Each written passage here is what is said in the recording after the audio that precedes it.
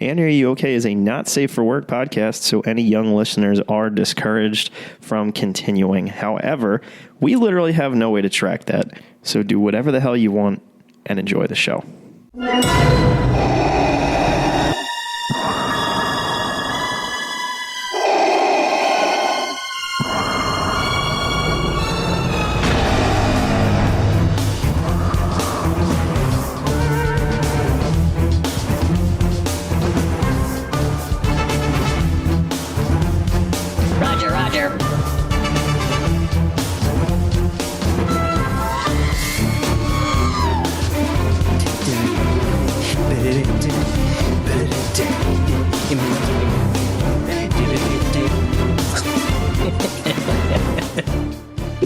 May the 4th be with you, Matt. Oh, I literally was just about to say, I know we don't try to time stamp ourselves so we can be ambiguous and put these out whenever. Yeah, but it's going out tomorrow, so fuck it. And it's topical.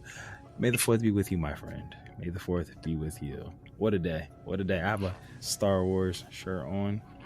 Currently. I don't, because I'm I you know what? Sometimes life be lifing. I had internet troubles today. You did. You texted me. I fought tooth and nail to make sure that we could record this evening. You did. You grinded, bro. You grinded. You told me about that this morning, and you got it done. You made it happen. I did make it happen, despite, Verizon customer service giving me the runaround. But eventually we got there. They have Verizon Fios? Yes.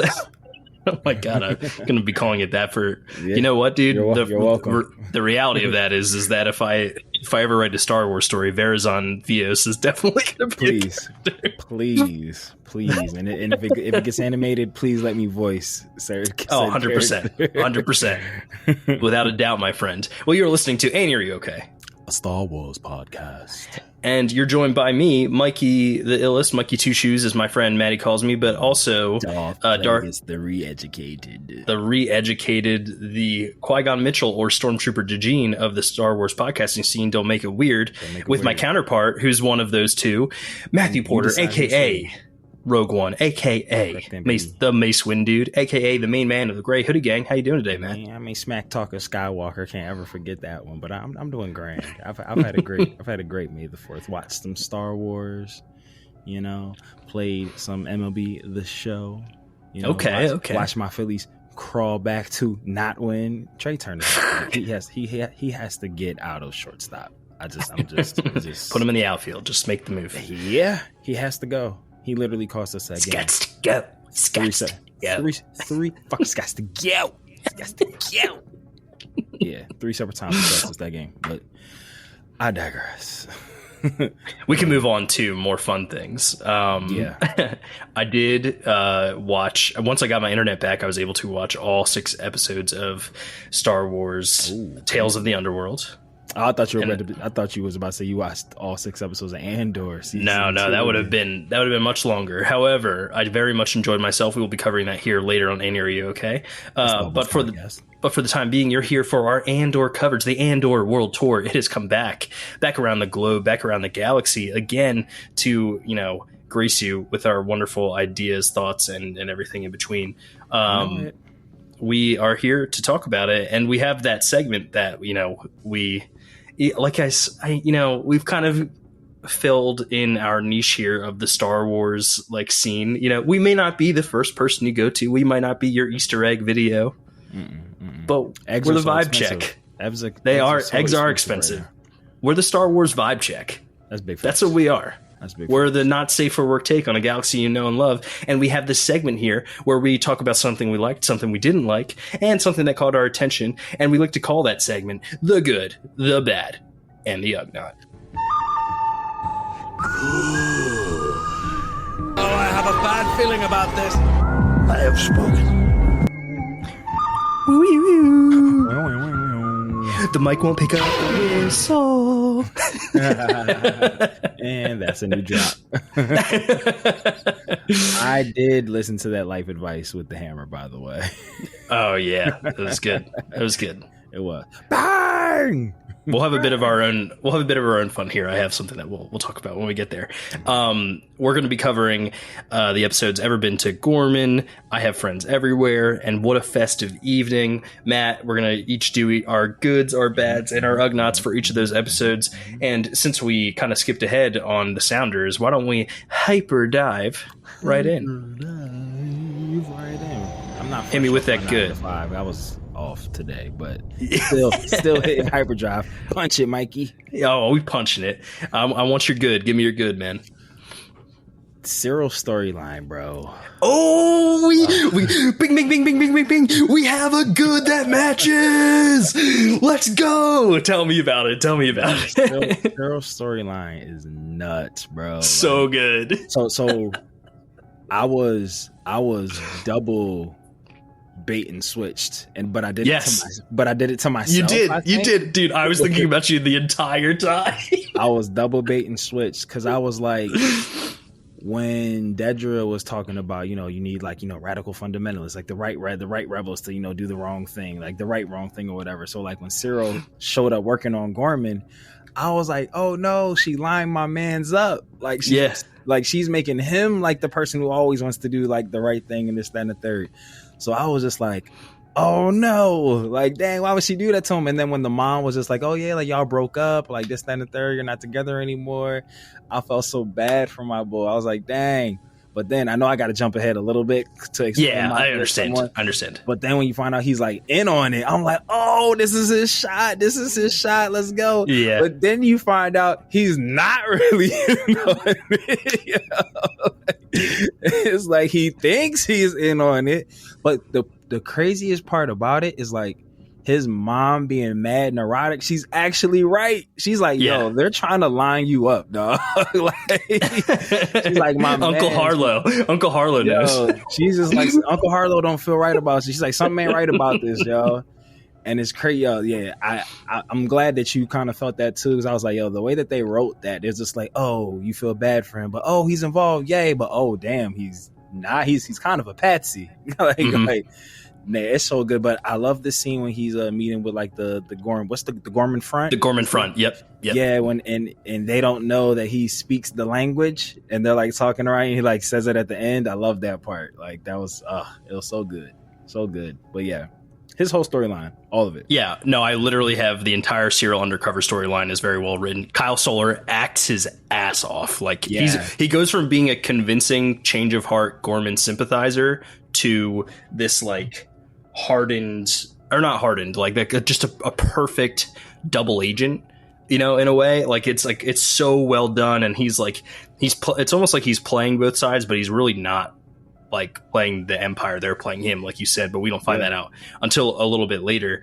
And it's so good. He does such a good job of like towing that line. And you didn't like him season 1, and Syril eating a Syril. He kept I was like, he's the Star Wars like epitome of an incel, and so I thought we were like meant to hate him, and he's still doing like terrible things. It's just, I think that like the storyline is just stupid. Good well writing, done. Just good writing, man. Like, and that's the nuts part, because it's like, I guess there could be a world in which, like he gets out of this, because he's a big player in this pocket of the show, but like in the grand scheme of things, he's like, another spoke in the wheel. So I guess he could survive this, but like, even though he's on the bad side, like if he dies in the show, it's gonna hurt. I think that's the thing. I think we're gonna see him kick the bucket in a way that's like, he's gonna feel so betrayed. Mm-hmm. And he's probably going to wish he was dead, and then he's actually going to die, and we're going to hurt because of it. Like, just pain on top of pain. But yeah, it's really interesting. I thought the Gorman stuff was going to play itself out a little quicker than this, but knowing that it's a couple years of Krennic's planning to get the Kelkite is definitely makes the situation a little more nuanced, and like, I guess it explains why the Death Star takes so long to complete. Like, that's another portion of it, right? And then there's an aspect of it too that I had known about the like Legends Gorman massacre, which was like Grand Moff Tarkin landing his Star Destroyer onto the planet on top of people. Well, they incorporated that into canon here, but it's not the massacre that sends me. That's the shrine that they erected in the town squares because of that event. Right. And so it's like, oh damn, they're about to have a second one, right? So like, it's kind of crazy. They're building it in the same spot. Like they could have put that anywhere. Yeah. Like, Empire's a bunch of douches. They're like, yeah, let's build the armory right there. So it's definitely going to be an interesting storyline that plays out. And I'm sure we'll talk about it more. But why don't we move on to our bads? What was your bad for the first episode? I loved everything about this episode. I couldn't find a bad so much in lockstep with last week's episode. My bad is a thing that I am excited about, but man, this Gorman massacre is gonna be bad. Yeah, it is going to be. It's gonna be bad. Like, and it's so like the writing of this show, like the way that they're able to convey like the ticking time bomb that is this massacre. Yes, because it's like we know what's gonna happen. Like we know it doesn't get thwarted. Like great word, thwart is such a good word. Like when it comes to the fantasy shit, but like we know what's gonna happen. It's crazy. And then it's just like to put yourselves in the position of the Gorman peoples. Like here, we're silk makers, we're scarf makers. I couldn't think of a more peaceful profession than making scarves. That is an elegant way to put it, man. But so I'm just like the Empire that is on some shifty stuff. They've already did you dirty before. They land here, they say that like, oh yeah, we're building an embassy, and you're like, oh, like. You start to hear whispers that it's an armory, and like you kind of know what that means. Like, oh, like there's only one reason why y'all would like put an armory right in the middle of town square where like no one can get away. Like, so it's like they're like just on pins and needles. Like, damn, like are they like as soon as it's built, they just going like genocide? Like what's happening here? So yeah, like the writing of the show is nuts, but it's so good that like I'm just like, dang, like it's gonna be bad. Yeah, and I don't know if so, Matt. Have you ever accidentally killed a mother spider, where all the babies pop out of it? No, I haven't. I've seen videos of like wolf spiders and stuff like that and things of that nature. But so I know what you're talking about. But I myself have not. I've killed a ladybug before, and that felt terrible. Yeah, that's a lot worse than what I'm about to explain. Oh damn! Well, then I guess I can relate. So I had the unfortunate circumstance of I've done that with my barefoot. Disgusting, absolutely gross. But I have a metaphor here for you. Yes, Gorman is the spider that is going to explode into rebellion across the galaxy, man. 1000%. Like I think that when this bug gets squished, that there is going to be, and Luthen says that. In one of the episodes. He said that. So it's an interesting metaphor that they kind of like built into the story here. I do have a bad for this episode, but we can keep talking about this if you'd like. I just think weird. I'm just like just the through line, even with this episode, the next two episodes, just like they're doing and I feel like more shows could possibly want to study this. They're doing a really good job at like making you care about characters that they're introducing really quick, like because they don't have a lot of time to like frustrate these people out, and we know that ultimately they're going to die.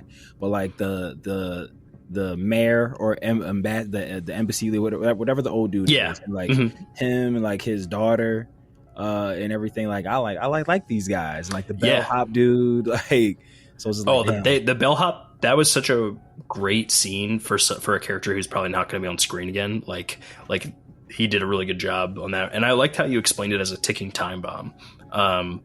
You can feel the tension building throughout these three episodes, but I think that really when we eventually go back to rewatch it, we're going to be able to feel the tension ticking a lot more as we like go through the series as a whole, and I'm very excited about that. Yeah, super excited. But what was your bad? It's a nitpick, but it bothers me for sure. They station Cassian and Bix on Coruscant, and I just feel like knowing that Bix is going through this like PTSD and all of those like issues, you're gonna put them right underneath the like nose of the Empire. It just to me feels like not. Have we learned anything from Timon in Lion King? The closer you are to danger, the farther you are from harm. It's brilliant. Yeah, it just to me felt like it was like, oh, I don't know about this. I just feel like you're like Luthen is someone who I like feel like calculates everything, and maybe this is just, you know, we're kind of seeing him slip a little bit or like get a little bit like overwhelmed by all of the nuances of what's going on, especially with like the listening devices being found, and he's like, we're spread too thin, we got all this stuff, and it's like, okay, well, you brought like 2 of your people to a place that like could easily expose them and you. So yeah. I don't know what your thought process was there, but and like I said, it is a nitpick. Like it ends up being crucial to like the final scene of this arc, but it is something that when I was like first watching, I was like, I don't know, man. Like this just doesn't feel right.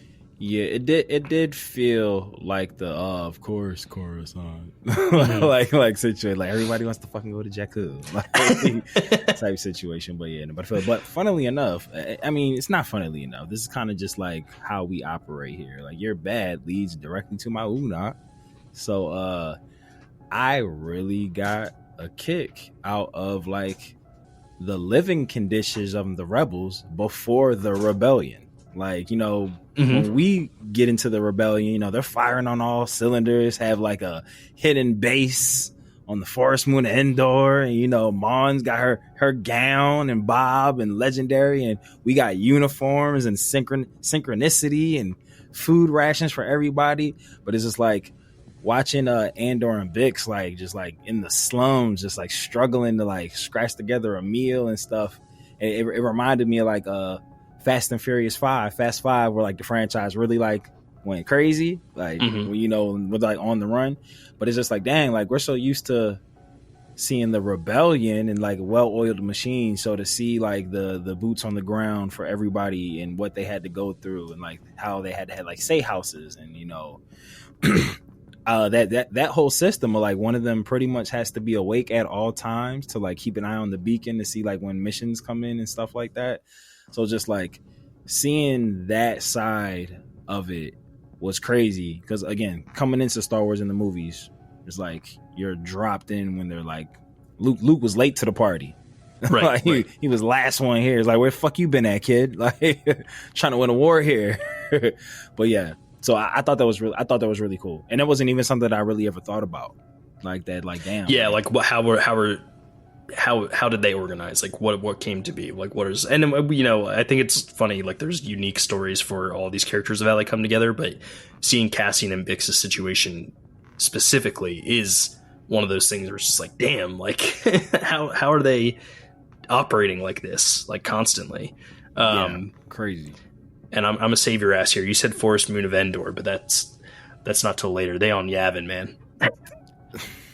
I'm aware. I was just using the reference. I know from Return. But yeah, it was something that I never really thought to think of, that like the rebellion is going against the Empire where the credits are. So it's like, yeah, you'd be broke, and that's like basically kind of Mon's storyline from season 1, trying to get funding for the rebellion and stuff. But yeah, but seeing the side of it of the people who are just like Luthen's, like, you know, probably passing funds along. Oh, they need some money here, they need some money there.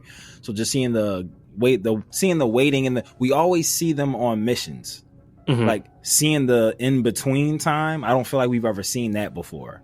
Like what they're doing, like before they, you know, find a stronghold with blueprints, or like, you know, a supply drop that they want to raid. Yeah, we never seen like the, all right, well, yeah, like there might be weeks between. Right, like time. How torturous do you think that might be to be like, you know, you're in between missions and it's just like you're so used to being on the move constantly that when you have to slow down, that, you know, and I think that's kind of what they were trying to say with Bix's nightmares, right? Yeah, where it's like, it's when you're not doing things that all the darkness starts to like creep up, and I can, you know, I think anyone with anxiety can relate to that too, right?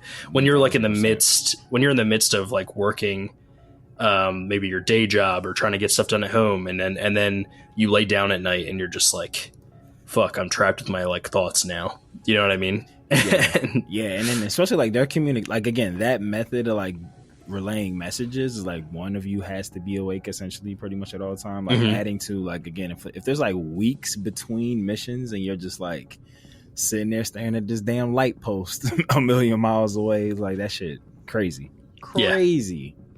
Shout out to them. And they won the war. Look at them. Yeah. No HR, no healthcare. Still pulled through. Spit on their hands and just said, let's do it. boot and motherfucking rally. That's what they did.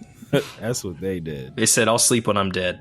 So my Ugnaught for this episode, I'm sure you picked up on it, but the Gorman language being derived from French or straight up French is, I think it's a fitting addition to Star Wars lore, taking one of the most like rebellious nations historically and kind of making their like language like a focal point of really the Gormans. I wonder. I liked their society. Like, like me too. Their greeting, like their little chest thing they did, that was cool. Let's see if they pull out a guillotine. I think that'll be interesting. Right. Thomas Jefferson just shows up. Liaison. Gorman liaison.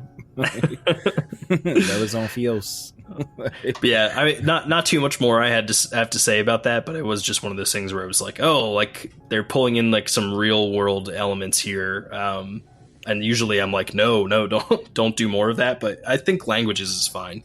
Yeah, that's like something that didn't bother me nearly as much as like the suburban like planet from Skeleton Crew. I thought you were going back to your Guardians of the Galaxy gripe. Oh, because it looked like Guardians of the Galaxy. Yeah, so that was the right gripe. Yeah, same gripe, different universe. Same gripe, different universe. Name of this episode. I have something that's going to compete with that later down the line. I promise. Good shit. So why don't we move on to I Have Friends Everywhere? That's the second episode in this section. You want to hit me with your good for this one? Do you want to go first real quick? Because I wrote a bunch in like bullet points, so I want to remember what my overall thing was. Because I feel like I like mad things from this episode. Oh, it was such a good episode. But the thing that stuck out to me the most from a positive light is I just love the way Cassian completely dissects the Gorman front. Like he's completely in charge, and his knowledge of like the galaxy and his expertise in espionage is on just like full display. It made ding. It made his arc into Rogue One that much more believable, understanding. Why does he get assigned to Jyn? It's perfect. Yeah, so initially my good comes in layers. It's like an ogre. It's like, well, it has layers. It's a parfait. You ever had a parfait? Everybody love parfaits. So originally, my good was the interaction between Bix and Luthen. That was originally my good because I don't ever remember them having like a one-on-one conversation. They may have, but I don't remember. It was so brief in season one. That's like what I was. Super early too. Gotcha. Like right before she hits the fan on Ferrix. Yeah. I do remember that. I do remember that actually. So so them having a prolonged interaction with one another, I thought was really cool. And I don't know if this was done intentionally to like kind of like you were saying, like Luthen's kind of like being stretched really thin, is like he's losing control of everything. But just to see how Luthen tries to manipulate people to like get answers out of stuff, like was just really cool. And then to watch Bix like pick up on that like mid conversation, I thought when she like called him out, she was just like, you wanted something when you came here and you've changed your mind like since then. I thought that was like really dope. And them damn Scars guards, I feel like you kind of saw that, like you kind of saw Luthen came there like, oh, like excited, like, oh, how you been, what's going on, and then like it turned into like concern and stuff. He's like, pacing. Yeah. It's so, like every aspect of what he's doing to portray Luthen is like you're the damn Scars guards, but them damn Scars guards, bro. Like, so it was initially that, but then the way that Cassian broke down Essa in that diner when he was just like, what are you doing? You don't even know who I am. Like, why would you just try to put your dick out on the table? You just snitched on yourself, yo. Like, I was like, I watched that joint back twice, yo. I ran that back immediately. By the way, tell you the people who are following me, they're just drawing attention. Yeah, and I was like, oh my God, dude, he's like, crushing it right now. I loved the part where it's like when she like kind of gave away outside of like making the ladies get up when she like gave away that they were like the Gorman front. I love the part where he was like, listing who he could be. Oh, I could be ISB, and you could have got everybody locked up. I could be the representative. I could be the friend. And then when she started panicking, and he's like, for you, he's like, luckily I'm who you want me to be. Like, he's like, whoever it is you want me. He didn't like confirm who he was. He didn't say I'm this person. He was just like, yeah, he's like, I'm whatever you need me to be. Like, I'm who you want me to be, because you're freaking out. He's like, you got lucky though. He's like, get your shit together. So I combine that together. I'm really digging like the espionage side of this. Yeah. Like, we saw a bit of it with like, we had people who are like, jumping ship off the rebellion and helping from the Empire and helping the rebellion, and now seeing Cassian like go undercover with like a new name, identity, acting different, like wearing real like flary clothes, and then just like I said, like the conversation with Bix and Luthen, and like mental chess, just seeing all like the spy side of the rebellion, which we get a lot of that in like Rebels. We see like missions and things like that, but in live action it's usually like like freighter raids, right. like base, takeovers and things like that. 100%. So, yeah, to see like the spy aspect, try to get info, or even just Luthen just.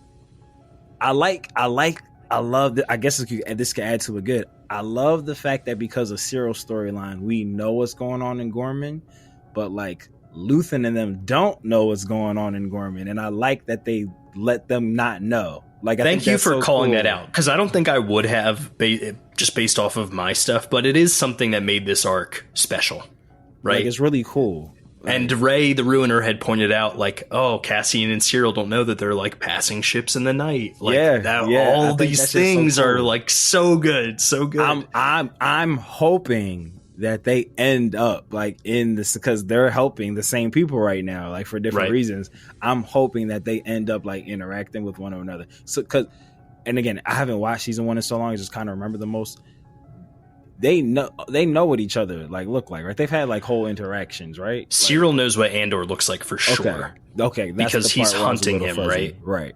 But I don't know if Andor ever gets a good look at Syril's face, or even would have time to commit it to memory. So it's kind of one of those things where it's like, if they do end up in the same room like with each Syril other, would know. Syril would know, and he probably would have to, and he knows how much like Deedra wants him caught too. So he would have to probably like, he'd probably be having like an internal crisis. Yeah. You know what I mean? Yeah. And that might come into play. Like, like with what if something happens where he can like capture Cassian, but it will give him up. Yeah. Like obviously to the Gorman front. But yeah.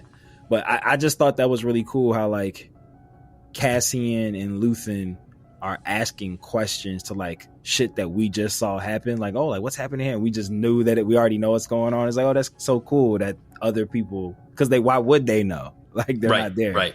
So yeah, I think that's just cool. So I rounded it up to the espionage of it all. Is what my good was. So 2 matches. Look at us. Damn, dude, we're in the same wavelength. I wonder if your bad's the same as my bad. I can go with my bad. Hit me with it. Funnily enough, it kind of ties to what we were just saying. Even though I loved the Bix and Luthen conversation and them Skarsgårds, I'm not really enjoying. I like the counterfeit shit, like, because I like it as itself. But I feel like for me, it was, we have Alexander Skarsgård. We better find some screen time for him. Like, it doesn't feel like, yeah, they had to go get the transceiver out of the statue and stuff. Like, it feels like an opportunity to give Luthen something to do, but it doesn't feel like connected to the rest of the show. So it's like, that was like, if I had to pick a bad. I kind of hear what you're saying, but I think it's more connected to Mon's story than it is to the overall story. And Mon has felt separate from things for now. I think they will come together. Okay, yeah, but I hear what you're saying. It is, it is like an extra storyline, and it's kind of crazy that it's like, with how amped up and ramped up the final climax was, and we'll get there for sure.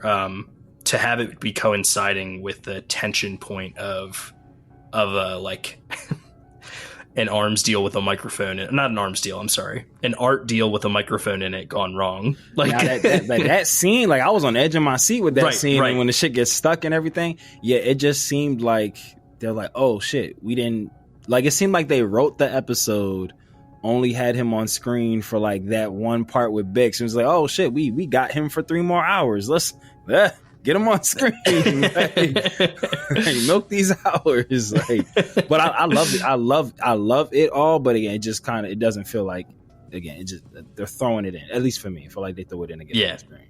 But it's so my bad is the talk show segments.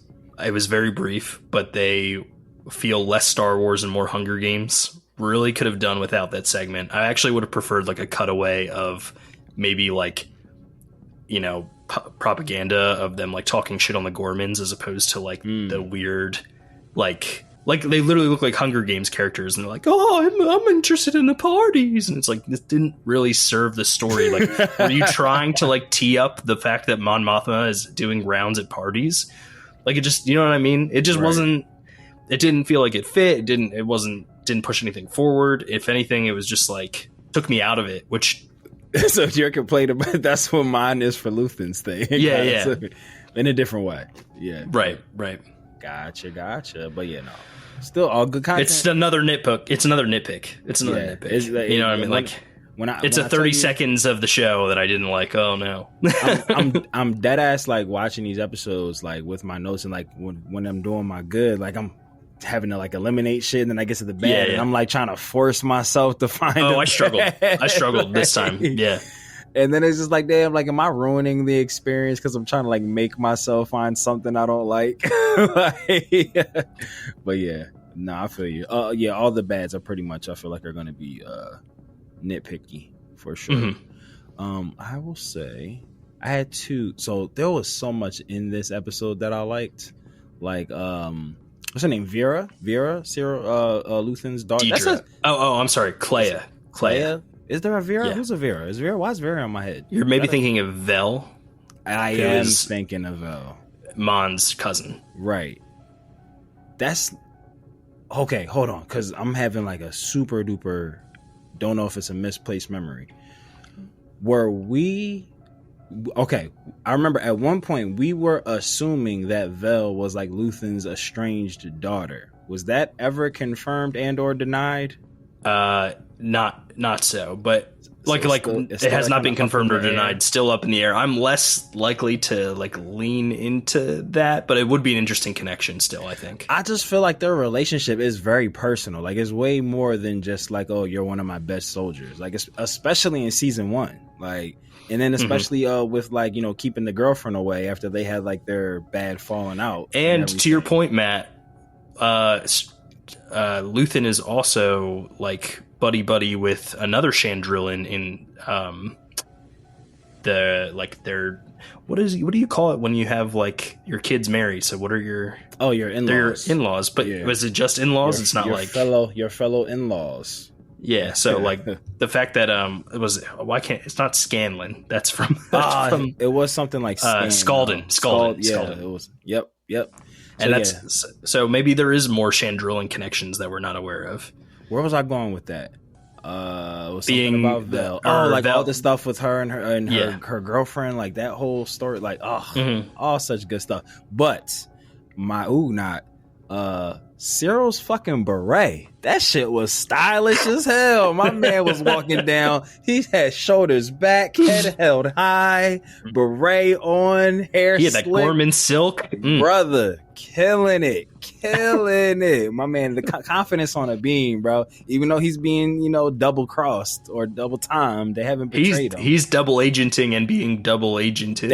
He's a double and a half agent, a half a double agent, like an agent and a half, an agent and a half. Yeah, name of this episode. Like, but yeah, hit that thing, and just for because that's obviously for shits and giggles, but that really was fire.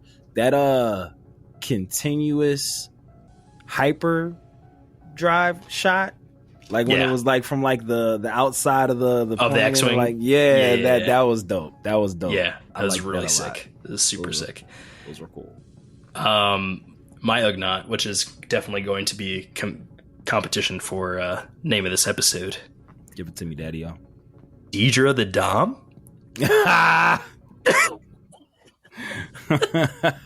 Turn off the lights. Turn off the lights. He's like, you had me followed. Yeah, yo, I was dying. Dude. He was just like, an hour? We have an hour? Turn off the lights. That's hilarious. I just think, and it's like, why should I expect anything less? But she's definitely the dom in that situation. Like 1000%. And it's so sad because you can tell that like she really does care about him. Like you can tell, but it's just like her. But she is using him. No, I was just gonna say, but like her like quest for like station, like to like have a position of power in the Empire is just like so nuts. Like it's so like ingrained in her DNA. She's just like, yeah, this dude who actually is good for me, you know, and she's good for him. She makes him not be such a little whiny bitch. I guess it fits into the kink for him to be a step stool for her to climb. Oh, that's a good point. It's all part of role playing.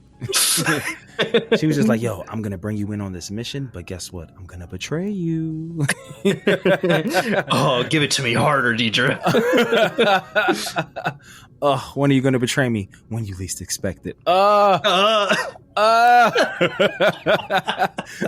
Betrayal of trust, the best kind of betrayal. She's the last words she's gonna say to him are turn off the lights as she blasts him in the back of the head. Facts. Damn, I forgot to put a good for 3. How did I do that? Maybe because I liked it all. Well, what was your good for? Did you do my good? 3?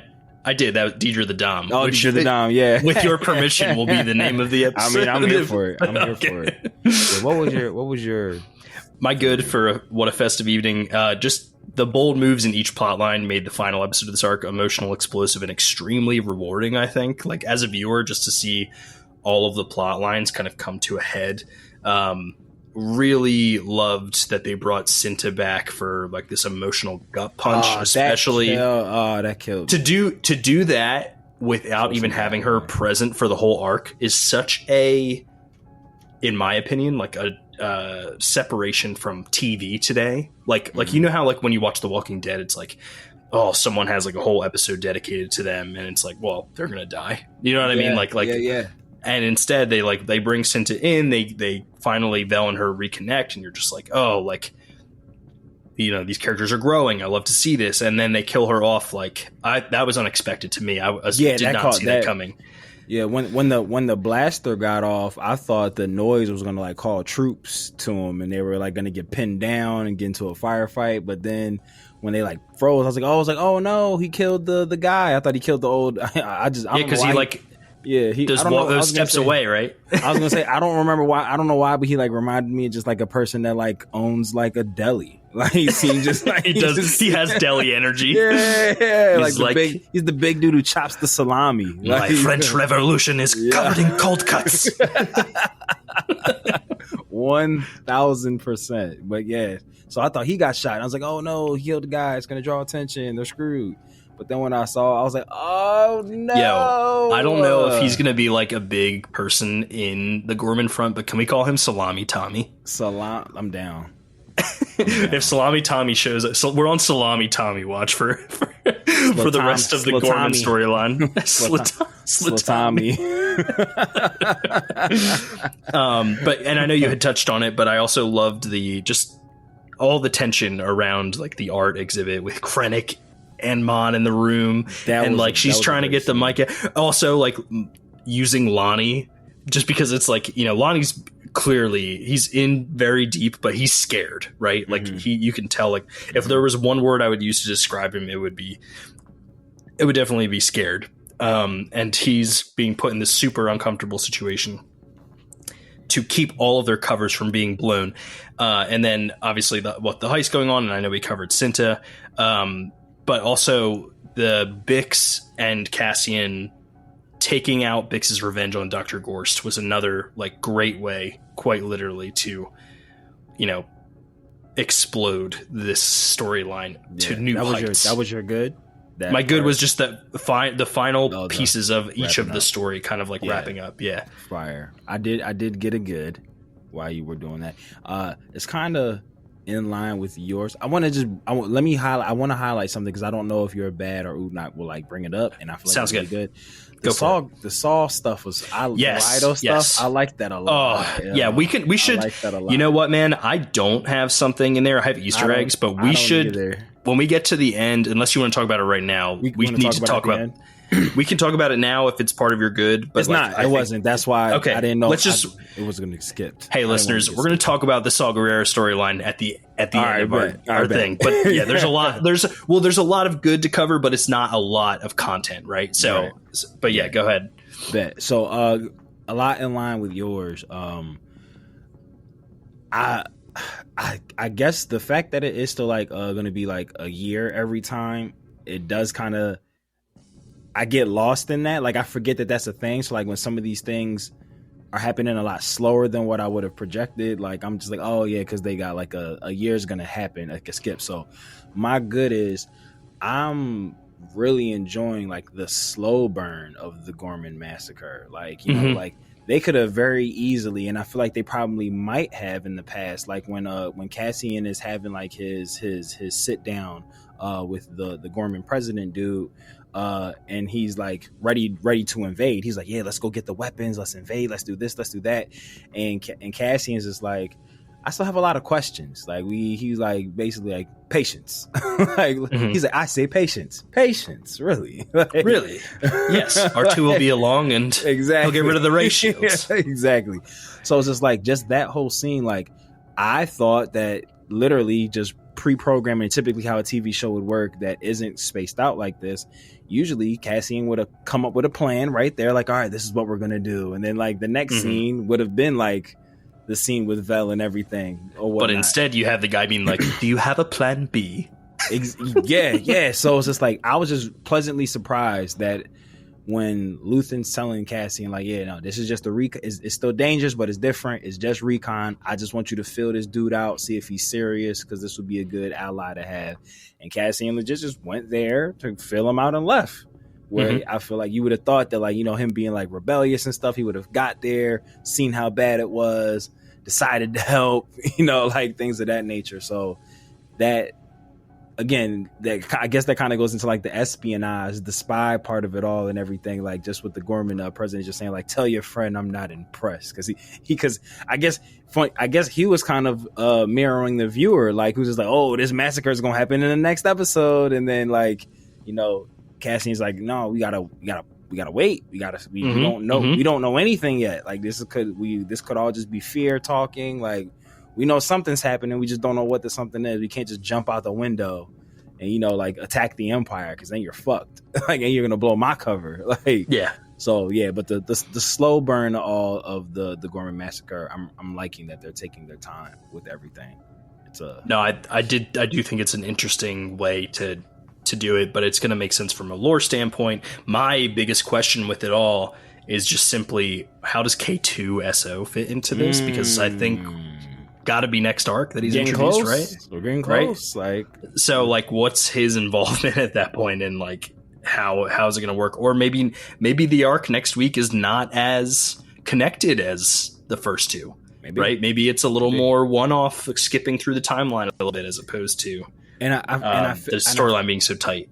I feel like I kind of think that the next jump is going to be separate from what we just saw, just kind of like further down the line, because it's like Syril still has to build trust with the Gorman front.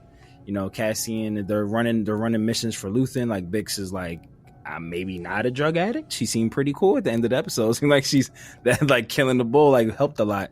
So it's like I could totally see the next batch of episodes just like a year from now dropping us, and it's just like what they're doing currently, like not direct threads from the previous episodes, just like how deep in the shit Syril is now, like how ingratiated in the community is he now. Like, I do think that's way more likely than just a straight up continuation and then a 1 year later jump in the middle of the arc. But yeah, I think it'll be, I'm really interested to see how they do it, honestly, because I think I trust them to just do it right. They've been crushing it, so like, so good.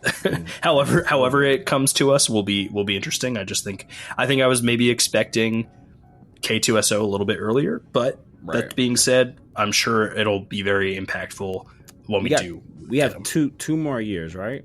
Like, 2 more years, 6 more episodes. Yeah. Yeah. Bro, like if they stay at this pace, like 10 out of 10. Oh, like, so good. So good so far. 10 out of 10. So good so far. So far, so good. I do have a real bad for this, like an actual bad. Oh, okay. All right. Okay. Can I give an honorable mention bad first? Honorable mention bad is welcome here. Honorable mention bad is fuck scheduling, because there can only be one Bail Organa. I love Benjamin Bratt. Ding ding ding ding ding ding ding ding ding ding ding. That's my honorable mention. That's not my actual. No, bad, that's my actual bad. I love Benjamin Bratt, but Jimmy Smits. It's like we need Jimmy Smits, bro. I'm sorry. I'm just gonna go off for a second here. Please do. I'm never gonna like it. I'm never gonna like it. I don't care how good he is. I immediately Googled it, and it was a scheduling conflict. Was I know. The only reason. I don't care. I know, and I don't care. I just think it's like he has constantly come back to reprise the role. Yeah, Everyone recognizes him as he's the father of rebellion. Yeah. Right, like you said, don't put him in it, or fucking wait. Just wait. I don't care, man. Yeah, like there's ways to tell this Andor story leading up to Rogue One and just not include Bail Organa. Like, he doesn't need to be in this. Like, find a creative way to shoot around the fucking schedule. They do that all the time. Like, I don't know. It just, and that's, you know what the thing is, man? It really depends on how much he's going to be in the show. Yeah. Because if he has a really big part of any of the next 2 arcs, then maybe I'll be like, whatever. But if it's just going to be like small bit scenes like that, why would you? Yeah. And that's my fear. I kind of feel like he's not going to be in it. I feel like that was just kind of like a moment to have it. But it's like, also, I'm sorry, but like, what does Jimmy Smits have going on that's as big as this? Yeah, facts. I mean, man, hey, look. What are they bringing the West Wing back? We had the Renaissance, you know, when Brendan Fraser's career just took off again out of nowhere. Pam Anderson had a career resurgence out of nowhere. Maybe this is Jimmy Smith's era. And like, I only say it out of love. I wanted him, you know. And I think I should also caveat was like, listen, I get it. Like, this guy's another actor, and I don't hate him in particular. I just Benjamin don't like Bratt, just not as Bail Organa. I could have. We could have had him as any other character in the Star Wars universe. This one, my actual bad is, you know, if Mon is the mother of rebellion and Bail is the father of rebellion, and I would say Luthen would be the grandfather of rebellion. Yes, I would say that. I would agree. And I would say, I don't know who his assistant's name is, but boy, is she clutch. Clea, yes, that is her name. She's clutch. She is a fucking gun under the knife. She Kobe Mamba mentality, that one has ice water in her veins. I find it extremely hard to believe that they would have transmitters that are trackable. I find it extremely hard to believe that Luthen would be that reckless than to plant a transmitter that could lead back to his operation. So like that whole needing to go get that receiver. Oh, if they find it, it'll lead it right. She says if they find it, it'll lead them directly back to us. Well, yeah, because they're the ones who sold them the art piece. I get it, but I'm just like, I feel like that just that whole concept of like why would have got back to them. Like I feel like there would have been a better plan. Like I get maybe like hide the mic a little better. Like, I don't know. Like again, like it's a nitpicky thing. It just seems that like there's the two of them separately and together are so calculated. I feel like there could have been a better way that they could have pulled that off. And I guess in the episode, Luthen says like, "I told you like I didn't want to do it," and he's like, "I told you that was a bad idea," and she was like, "You didn't say no." Like type sound. So yeah, I guess. Can we just take a moment to talk about their little joke as they left the party and they're like, I guess we should have killed Krennic while we were up there. Yeah, no, I love their dynamic. I love their dynamic, like everything that they got going on. Do we know like how they had like came into? No, I had like a weird theory that Clea might actually be Leia, like Organa, and this is how like she's like more ingrained in the like rebellion. But that's definitely not the case. She's on a work release program. Well, she helps. Like she was in Rebels, and she's definitely been part of the rebellion for like a long time. But yeah, I guess maybe not working directly under Luthen might have been a stretch. I do kind of like, I feel like she's given like really big pivotal moments that like have like helped the rebellion move forward. Like I don't know who, but like I want her to be like somebody like related to somebody, or like grew up she's at the a character like, she's a character I wouldn't mind being like surviving, like making it through. Someone who's like maybe a little more behind the scenes, doesn't have to be. Look, I would even take if like she was an orphan and Luthen took her in and she went to the same orphanage that Han Solo grew up in or some shit like that. I would even take that. Like, other ways to fit her into the story. She's a good character. I like her a lot. She's like one of my favorite characters from Andor, actually, because like she's just like always on it. Like, I think it's the way she portrays Clea is so matter of fact, and it's like she's almost she's Luthen's backbone in a way, 1,000%. Which is weird to say, but it's like it's true, you know. And I would imagine like if you're Luthen and you like think 4-dimensionally, and it's like, and you're literally living a double life, and you're in the business of, you know, having to tell people what they think they want to hear to get shit out of them. I mean, I would imagine that you kind of like get stuck in that space. So it's like, it's hard to like have like genuine human connection with people when you're like constantly like the used car salesman.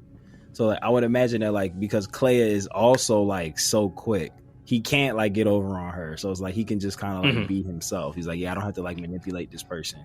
Like, cause I can't, cause she's so good. So it's like, yeah, you're here cause you want to be here, not cause I tricked you like into being here. So I get it. Yeah, she's dope. But that was, and again, I loved all of that stuff.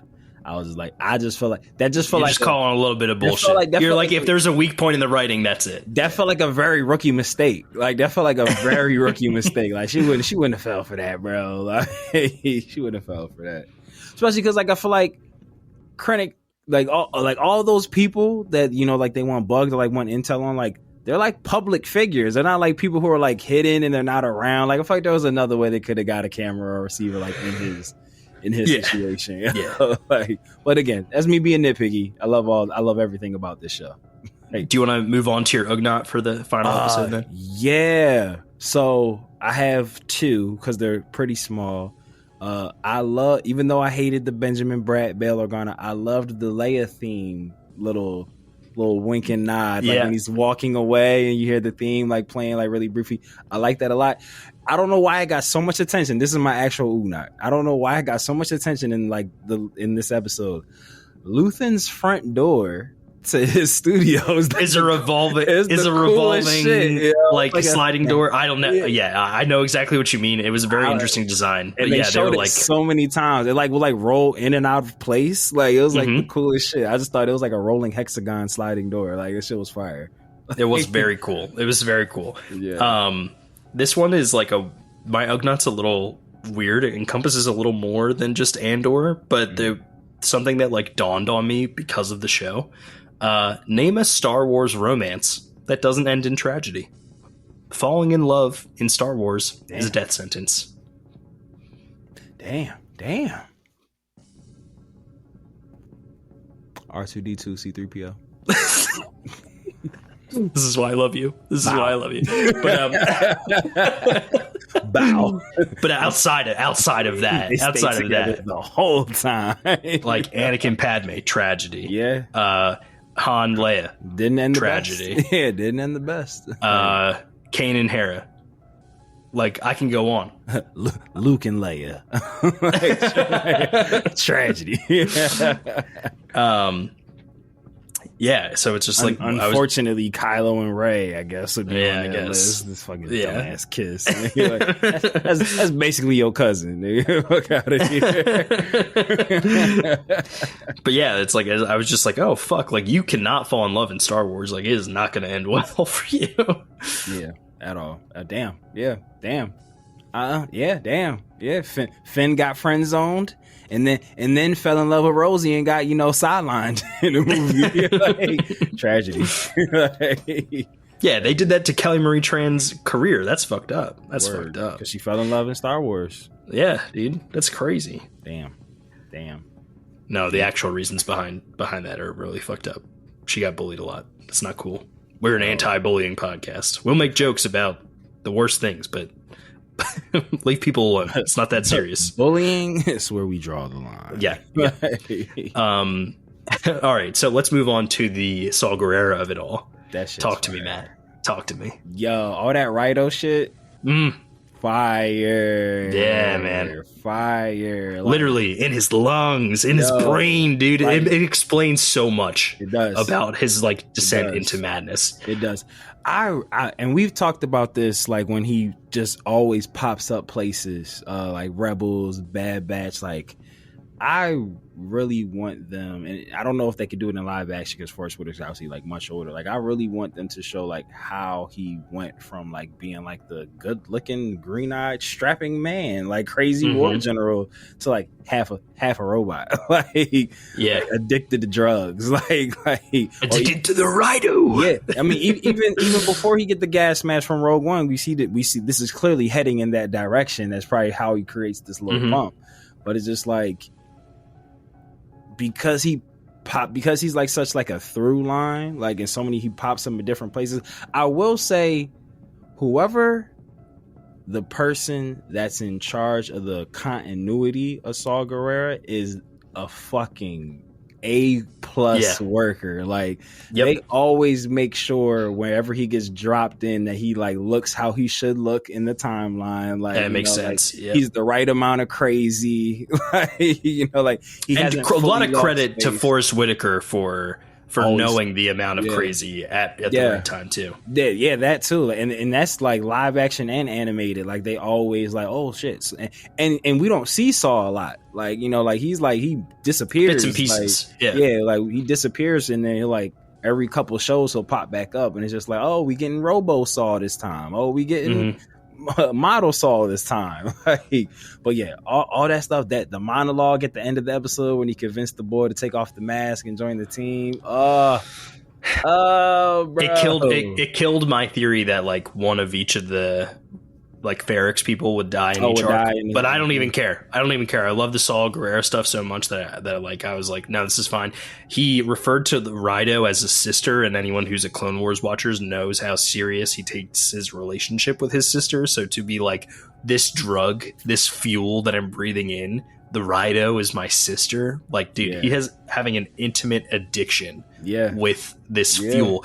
And we'll talk about Rhydonium when we go to the Easter eggs, but it is just the description behind it, the metaphor to fit his group of rebels. Like you said, the continuity continuing on. And I think this is one of those things where it's Saw Gerrara, because he shows up in so many bits and pieces, I get a lot of credit to a lot of different writers for adding their own wrinkle to Saw, but their story group for continuing the continuity along the through line. Because let's be real, Saw Gerrara shows up in one episode of the Clone Wars. I'm talking logistically speaking, from a actual content creation standpoint. Right. He shows up in one arc of the Clone Wars and then doesn't show up again in canon until Rogue One. So you get the beginning and the thing that radicalizes him and his ending. And literally he dies. And then so much has happened in between, whether it's a couple episodes in Rebels or his Fallen Order cameo, his, all the Bad Batch stuff, all the Bad Batch. Oh man. And I really should have commit his name to memory, but the guy who plays younger Saw Gerrara also does a really good job of, the further down the timeline we see him in animated, he starts to change up his cadence a little more, sound like Forrest Whitaker. They're really doing such a good job with it, and I'm excited for more Saw Gerrara storylines because it just seems like it's going to happen. Right? Yeah, all that stuff with the right, the Rito converter or whatever that machine is called, all that shit was crazy. And then just how him explain, I when he was doing the calculations and everything, or the variations, and when at the end, or when he was training the one dude to do it, it was all of it was fire. Yeah. Like, So it was good. also good. It was also good. And then, like, when he killed the bull, like, at the end, what was his name? He had a Traitor! funny name. He had a funny name. Yeah, it was Traitor. Yeah, facts. TR8R. TR8R. Pre that, he had a funny name. I forget what it was. But it was so funny when he was just like, oh, he's smarter than he looks. And I was like, that guy really, because I've seen him in a lot of like period pieces and stuff. And like, he does look like he'd be quite unintelligent. Like, he kind of looks like the Geico caveman. He did. Yeah. So, but no, all that Rito stuff, that was really, really good. Also, just a quick honorable mention, like, I think some of my favorite aliens in Star Wars are like part of Saw's like rebel group. Oh, his crew? Yeah. Like two tubes, amazing. Love two tubes design. And then I'm a big fan. So his name in canon is Moroff, but he's a Gregorian. He's the big white guy with like the metal jaw. I love that design. I don't know why. Like, that's my Glup Shido. Like, that's the character that I'm like, yeah, I love that background character. I don't know what it is about him, but he's such a cool like big presence. Like, to have him be, you know, part of Saw's crew feels like really good. And I was hyped to see him just even as a background character, you know, like hanging around at we'll talk about it when I go to Easter eggs, but like the set piece is just great. Any other final thoughts, Matt? If this show keeps going how it's going, 10 out of 10. I said it once, I'll say it again, 10 out of 10. But yeah, no, it's all really good. Like I said, man, shit. Like, lost for words. Like, just the storylines are so good. Like, the writing is so good. Like, there's been a couple times, especially this last batch, where like I kind of forgot I was watching a Star Wars show. Like I legit was just on some like really good drama, like fantasy drama, like on some like a lot of the Gorman front stuff, because like it was like basically French, but it's like I really felt like I was watching, you know, like an HBO, like, you know, AMC type, you know. Espionage That's whenever show, I explain it to somebody, or I'm just like, who hasn't seen it, I'm like, it's an HBO quality show that happens to take place in the Star Wars universe. Because that's perfect. It's different. It's different from the other content we're getting. But it's a really, really, really, really well written show, and I am enjoying myself thoroughly. Well, Matt, I have a few Easter eggs for you before we close this bad boy out. Are you ready? Lay it on me, daddy-o. All right, just so you know, I say this, you know, every time, but it's not going to be all the Easter eggs, obviously. But if you are looking for if you're looking for Easter eggs, like there's tons of YouTube channels that have all of them for you, and I recommend Star Wars Explained, New Rockstar, Screen Crush. They do a great job. Definitely go check those guys out. These are the ones that stuck out to me the most. So Imperial security guards were watching a pod race when Syril shows up to quote unquote get his notes on their little TV. There's a pod race going on. I like that. Too. We talked about go get it for me. What if the guard had been like, okay, yeah, right. Tarkin landing his Star Destroyer on Gorman was pulled out of Legends. We had talked about that earlier. That was the original massacre, I believe, and now it's like, okay, it's just part of which is the nuts, lore. Bro. Landing your Star Destroyer on a crowd of people is crazy. Yeah, and the fact that whatever is going to happen next is going to be worse than that makes me.